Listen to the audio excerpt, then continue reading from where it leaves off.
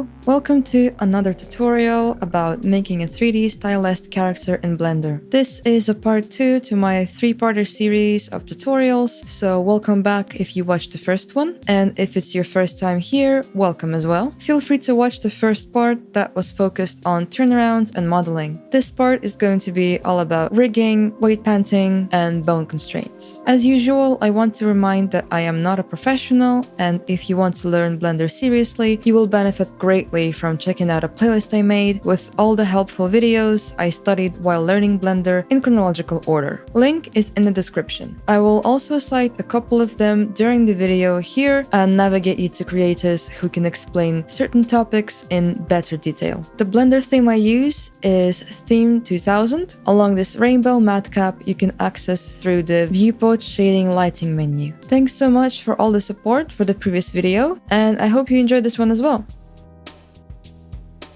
Rigging on its own doesn't present that much trouble, to be honest. I think it's more weight painting that 3D modelers hate, including me, because it's extremely tedious and time-consuming. However, you really don't have to overcomplicate it for low-poly models. So don't worry, there's a bunch of super helpful, beginner-friendly rigging tutorials like this one to help you get comfortable with rigging. So let's hide our turnaround as we don't need it for this and get started. Before I start, I will enable wireframe as it makes it much easier and just add armature. I like to put it in front in its viewport display properties, and you can also allow axis display over here, but I rarely use that myself. Also, it's super helpful to enable snap to the center of volume. This way, the bones you create will automatically snap into the center of whichever object on the model you're rigging. So I start with a hip bone, and I name it straight away with F2. It's very helpful to name your bones as soon as possible.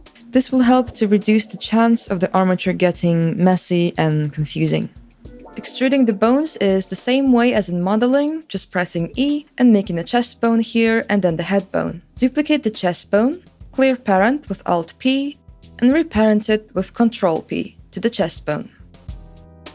Move it into place, and this is going to be your shoulder bone. Sometimes the snap that's enabled will try and snap to the first object that is in your way, so in these cases you just have to maneuver around it the best you can. To check that your bone is parented correctly, you can always switch to pose mode and move the parent bone. If the other bone moves with it, that means it's parented correctly. So in this instance, you can see it moves with the chest and not the head, which is exactly what I wanted. For shoulder bones, I also turn off the form, as I only use these bones for control purposes, not for the deformation of the mesh. This basically means that these bones will not have any weight painting effect on the mesh. Moving on to the arms, extrude 3 bones from the shoulder.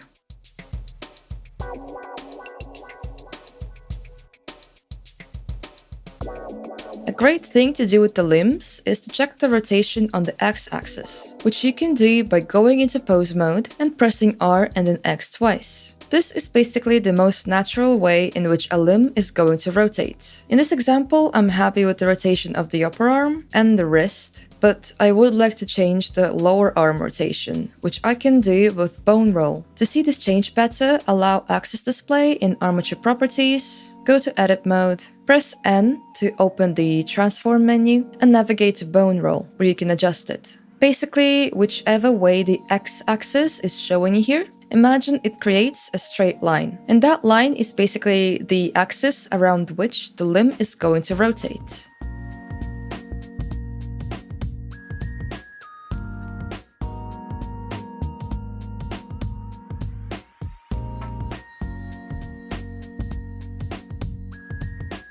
For the fingers, I duplicate the wrist bone, reset parent with Alt P, extrude the finger bones,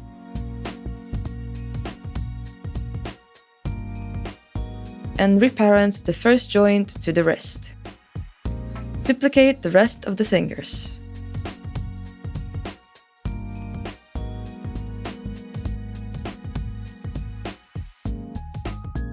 I forgot to name them straight away over here, so I can actually show you the group rename function. You can access it with Ctrl F2 instead of just F2. Choose what you're naming, in this case bones. Set name, in this case just new. and just type whatever you want. It will also add numbers to the end of the names automatically.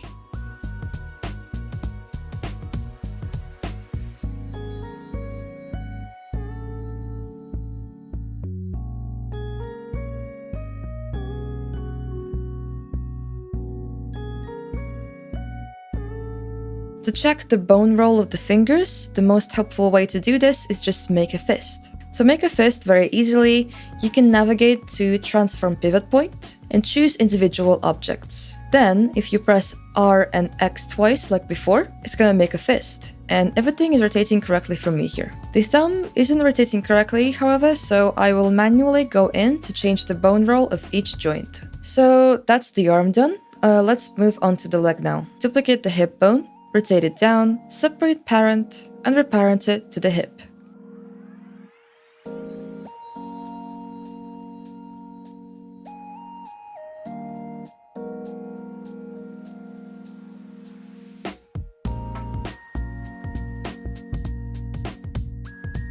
Also checking the bone roll over here.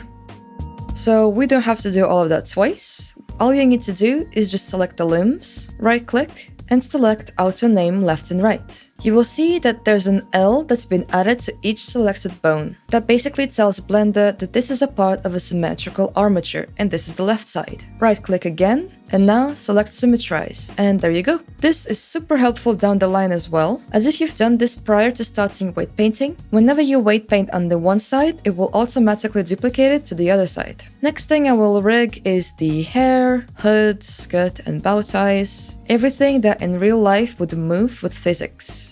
I don't use real-time physics on my models, but I am using what I call fake physics, so we do need a bit of a rig here, but more on that later. Before starting those next groups of bones, it's good practice to keep an eye on your bone collections. If you go to Data Properties, you'll see Bone Collections over here. This first set of bones I usually call Def, which means deforming bones. I will then create a new collection for the hair. You know the drill here, duplicate the head bone, clear parent, put into place, and reparent it to the head. Assign this new hair bone to the hair collection, and remove it from the original Def collection. Now, if you hide the Def collection, the hair is much more visible and easy to work with. When I rig the hair, I don't really have a system, but I do follow one rule, which I will try to explain as best as I can. Later, when I set up the fake physics I talked about, all the bones in the chain will be bouncy, except the first bone, the one that's parented to the head. So I try to rig with that in mind, trying to imagine in advance how the hair is going to be moving and flowing with gravity, I guess you could say. Basically, you don't want your entire strand of hair to move around when the character is jumping, for example, right? You want some of the hair to stay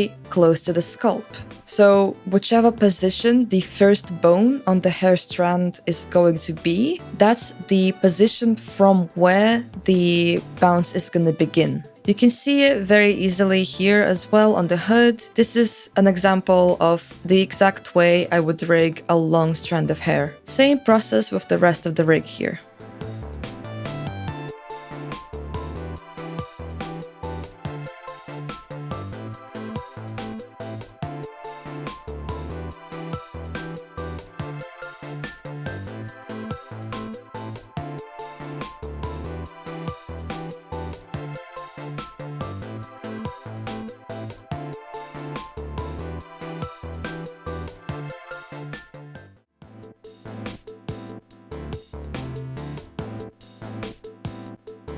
Now that the rig is finished, first thing I do is change the viewport display to B-bone. Then go to Bone Properties, and in Bendy Bones you can change their size as well, so they don't look so chunky. In the same menu, you can also change their color. I like to color code my bone collections as it makes it easier to differentiate during the animation process. Select everything with armature being last. Ctrl P and reparent the objects to the armature with empty groups. Now I can start with weight painting, which is basically telling Blender how much does the selected bone affect and deform the selected object. Blue is the least amount and red is the most. From object mode, first you select the armature and then you select the object which you want to paint. And this way, switch to weight painting mode from this menu. In this mode, to select the bone which weight you want to edit, just left click it while holding Alt. I start with the head. So in this instance, the head bone affects the entirety of the head evenly. So I change the weight here to the max, which is 1. To fill it in quickly, you can just press Ctrl X. You can also rotate selected bones in this mode to check the weights. In my case here, the head bone also fully affects the headphones. So I do the same things to them.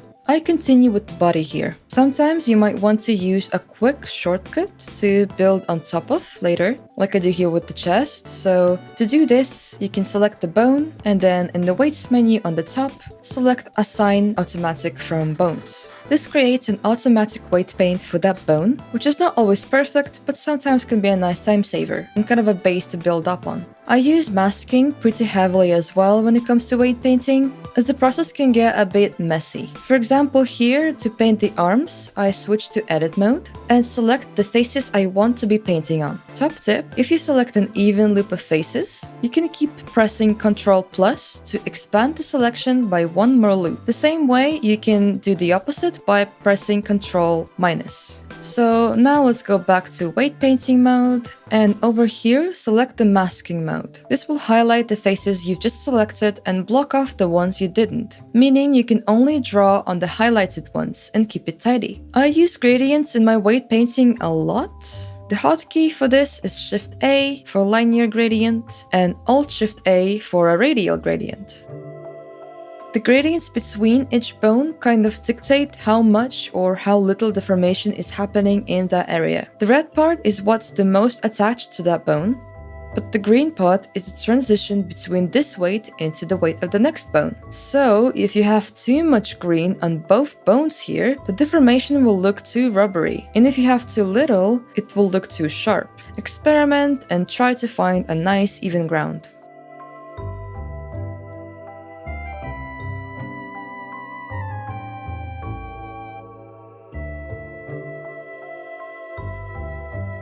Another nice trick you can do here is use the smooth option in the weights menu. It smooths the end of the gradient on the selected bone, and you can edit it from there.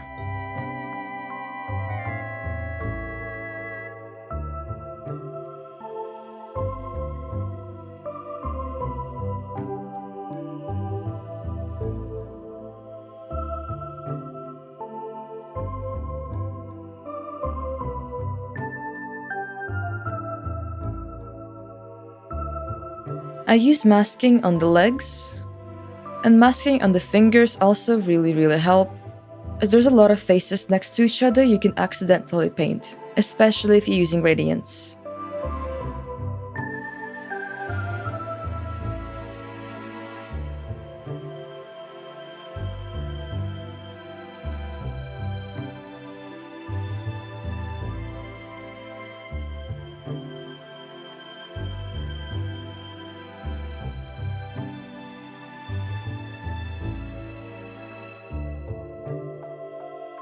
I rigged the full body now, and you can see that the hands are a little bit too big at the end, which is actually completely fine because you can scale bones as well. So in pose mode, just scale the hand bones down a little bit and we're good to proceed. So when it comes to weight painting hair, I always weight paint the first loop of the hair strand as being affected by the head bone only. The rest of the hair will be affected by the hair strands themselves.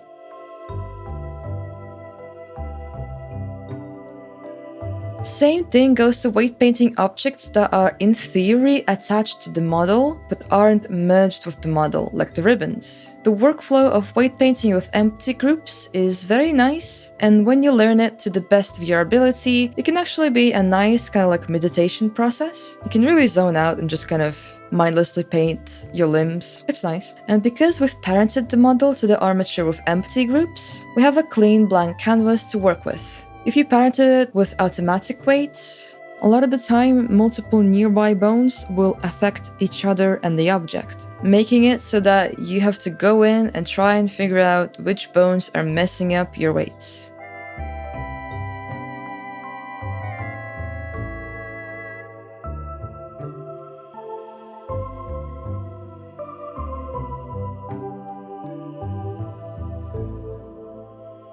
Here I'm just trying to make sure that the body isn't clipping through the dress. And in the end, I just kind of scaled the torso down a bit because I couldn't bother to deal with the weight painting of this area any longer. Something I forgot to add in the armature actually is the root bone, which is basically the main control bone for moving the entire armature. To set it up, it's pretty easy.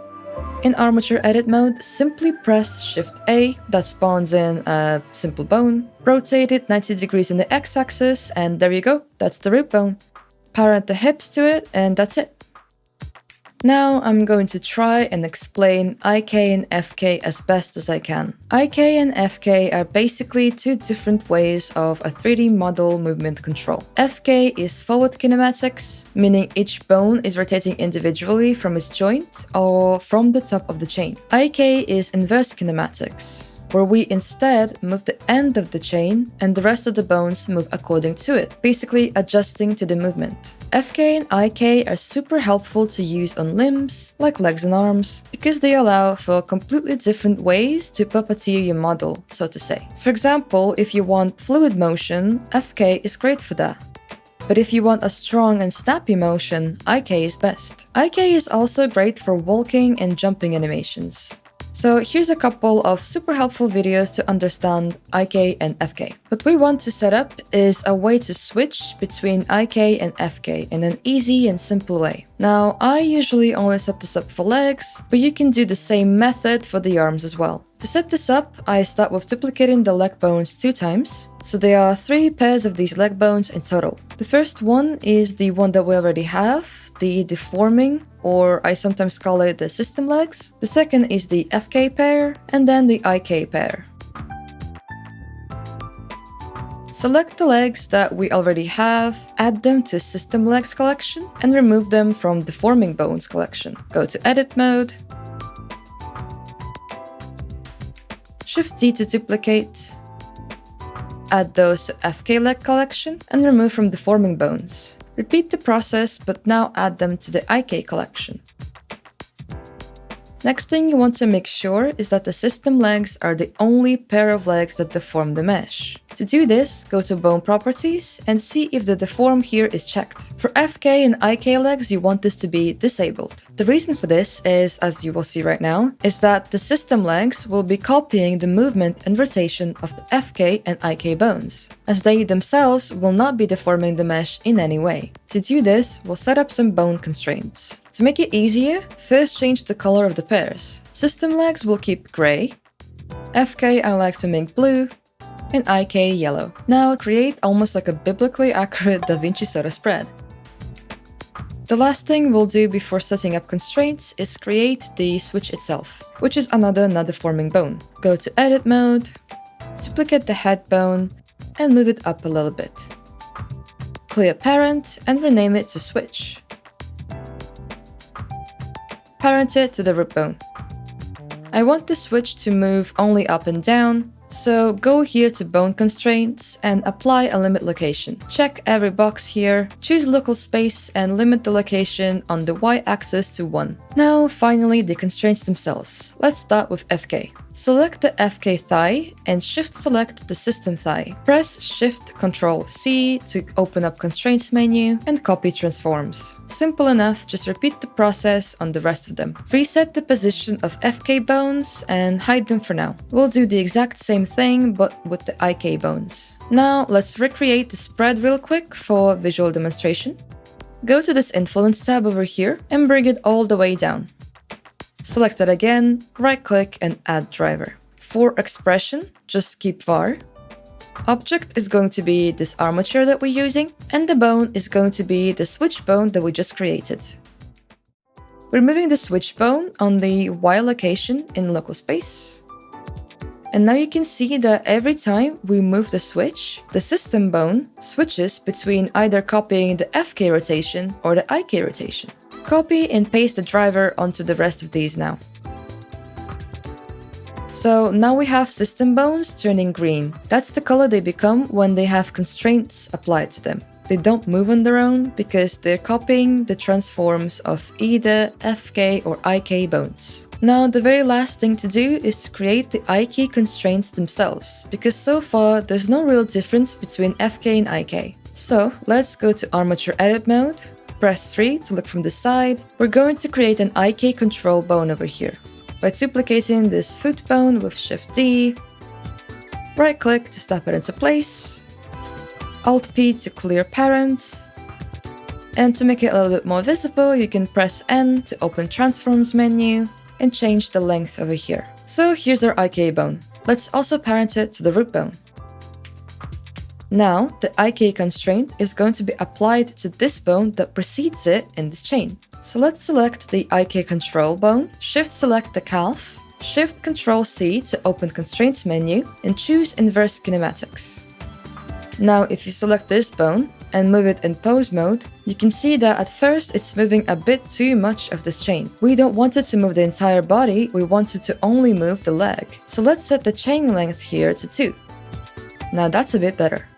Last thing to do here is to just make sure that our foot is copying the rotation of the IK bone. Same thing here, but a bit of a different constraint this time, just to copy rotation.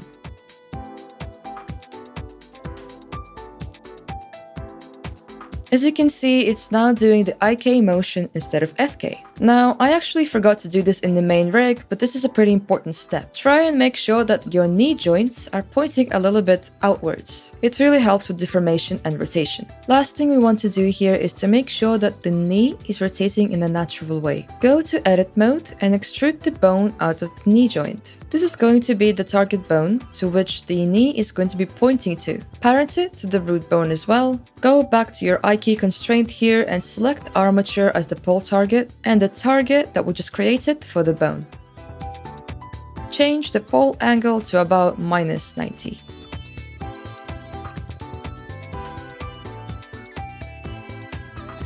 Symmetrize these bones and do the same thing with the right side.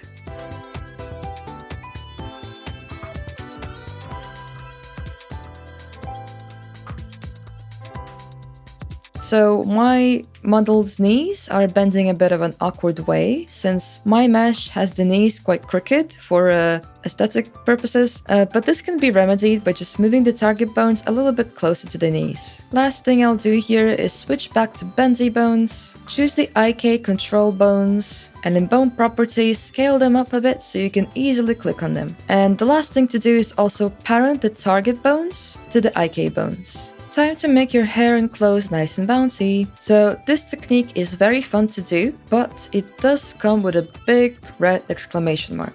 This is not a super stable way to create bounce or wiggle motion to your bones, as it can behave quite unpredictably, especially if you're using cycles. There's an add-on that's called Wiggle Bones that you can just use for this instead, and this is a cleaner and better way to achieve this, as I heard. I just haven't had the chance to check it out myself yet, so I couldn't tell you for sure. So please keep this in mind before you come at me talking about dependency loops and all that. I know it. This is just for fun, okay? Okay. Now, this is very simple. Let's start with the hair. Select the last bone on the chain, shift select the previous one, shift Ctrl C, and add damp track constraint. Change the influence. I usually go from between 0.5 to 0.8. The bigger the number, the more it's going to flow around.